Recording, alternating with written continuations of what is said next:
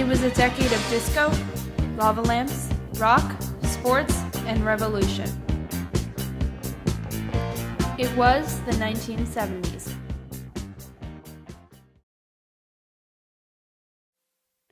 Icons in the 1970s came from television shows, movies, politics, bands, and singers just as they do today. Television for mature audiences reflected off diversity, social values, and cultural identity, as well as independent women. For example, The Mary Tyler Moore Show, starring Mary Richards, tells the story about a single, busy woman with a job symbolizing independent women of the 1970s. Some of the popular cartoon icons that are still well known today include Scooby-Doo, The Jetsons, Bugs Bunny, Roadrunner, and Pink Panther, all of which were played on Saturday mornings. As more cartoons came out, educational children's TV shows had appeared, such as Sesame Street, Zoom, and Schoolhouse Rock. These shows made it easy and fun for the new generation to learn. Comic book heroes were popular among boys. Some of the heroes include Batman, Spider-Man, Silver Surfer, and Shazam.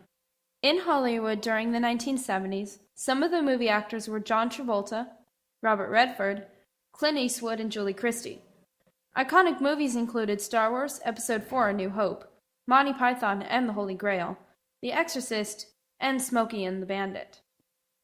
Disco and rock were popular in the 1970s along with the bands Heart, the Jackson 5, Queen, the Beatles, Led Zeppelin, and Pink Floyd. During the 1970s, the presidents were Richard Nixon, president from 1969 to 1974, Gerald Ford from 1974 to 1977, and Jimmy Carter from 1977 to 1981.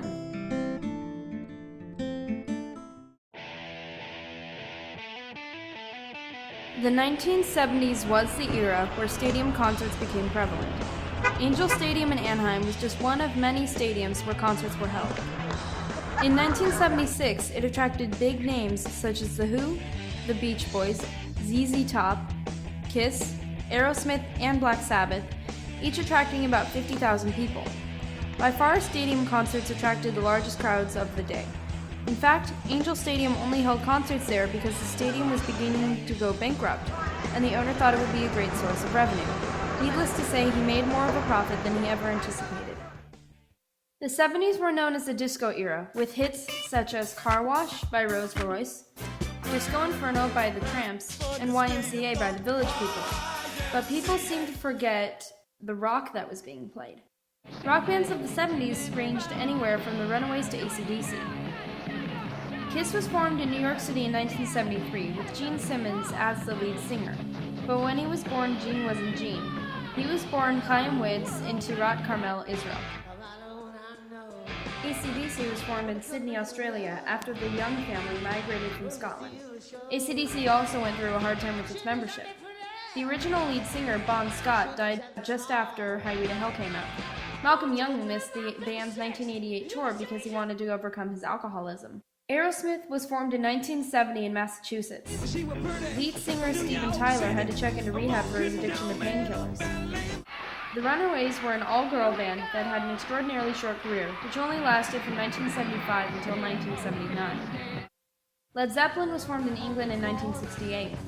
Critics dubbed their music hyped and overrated, so they released their fourth album without their name on it to prove to the critics that the music could sell itself.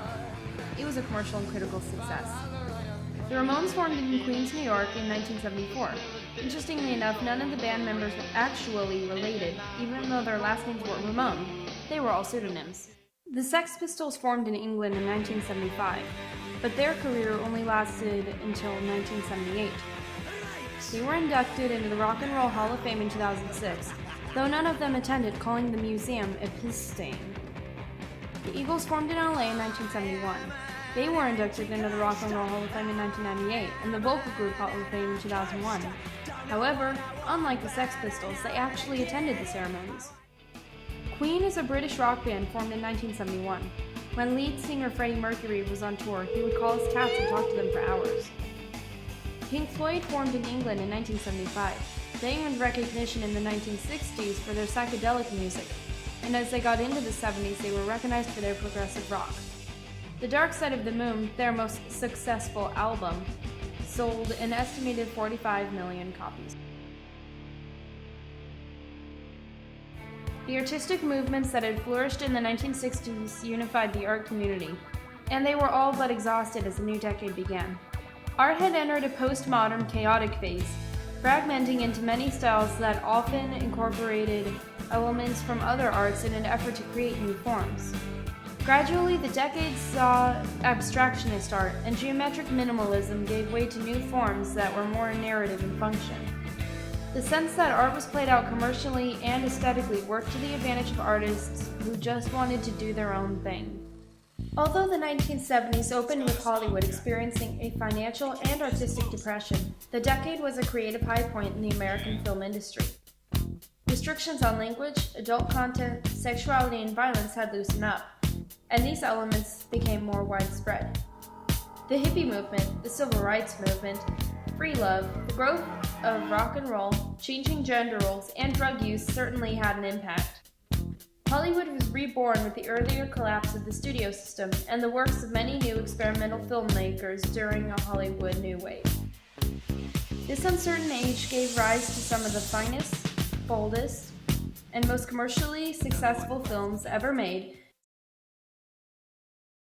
By 1970, women chose who they wanted to be, and if they felt like wearing a short miniskirt one day or hot pants the next day, that's what they did. It was during the 1970s that friendship bracelets first became fashionable. These hand-braided bracelets made from colored yarns were initially made by teenagers. In the late 1970s, the most famous sport was soccer because of the World Cup, which started in Mexico. Pelé, the great goal scorer, scored 1,281 goals throughout his career. Baseball was another popular sport. Pete Rose had an average of .307, with 16 home runs, becoming the most popular player in the 1970s. During this era, the spectators of soccer loved the World Cup the most because lots of people from all over the world came to see their national team play.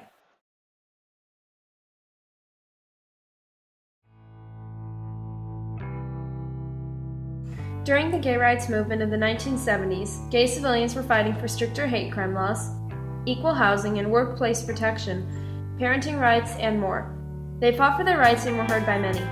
At times there was violence, but overall it was pretty peaceful. By 1970, 5,000 gays and lesbians marched in New York City, remembering the first anniversary of the Stonewall riots. Earth Day was founded by Gaylord Nelson, a U.S. Senator from Wisconsin. At that time, industries let out smoke with no fear of facing legal consequences. Air pollution was like a normal, everyday thing to everyone. On April 22, 1970, 20 million Americans went to the streets, parks, and auditoriums to celebrate for a healthy environment. The National Coordinator, Dennis Hayes, and his staff organized massive rallies. Thousands of colleges and universities also organized protests against the deterioration of the environment. Earth Day got support from Republicans and Democrats alike, rich and poor.